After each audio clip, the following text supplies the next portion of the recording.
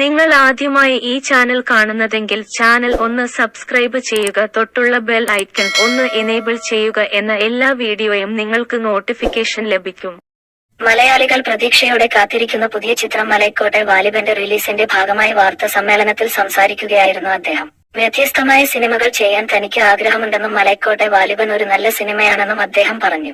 മോഹൻലാലും ലിജോ ജോസ് പെല്ലിശ്ശേരിയും ആദ്യമായി ഒന്നിക്കുന്ന ചിത്രമാണ് മലൈക്കോട്ടെ വാലിബൻ. വളരെ വ്യത്യസ്തമായൊരു സിനിമ വന്നാൽ ചെയ്യും. നമുക്കും കൂടെ താല്പര്യം വരണമല്ലോ. നമ്മളോട് പലരും ഒരു കഥ പറയുമ്പോൾ അത് ഇഷ്ടമായില്ല എന്ന് പറഞ്ഞാൽ ദേഷ്യപ്പെട്ടിട്ട് കാര്യമില്ല. നമുക്കും തെറ്റുകൾ പറ്റാം. തിരഞ്ഞെടുക്കുന്ന ചില കഥകൾ ശരിയായി വരാറില്ല.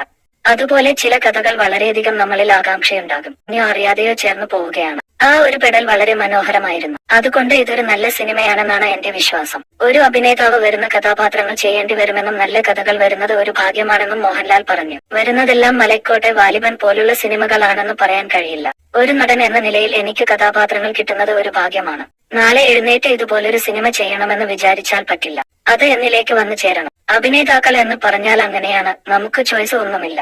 വരുന്നത് ചെയ്യണം. നല്ല രസകരമായ സിനിമകൾ വരിക എന്നത് അഭിനേതാവിനെ സംബന്ധിച്ച് ഭാഗ്യമാണ്, മോഹൻലാൽ പറയുന്നു.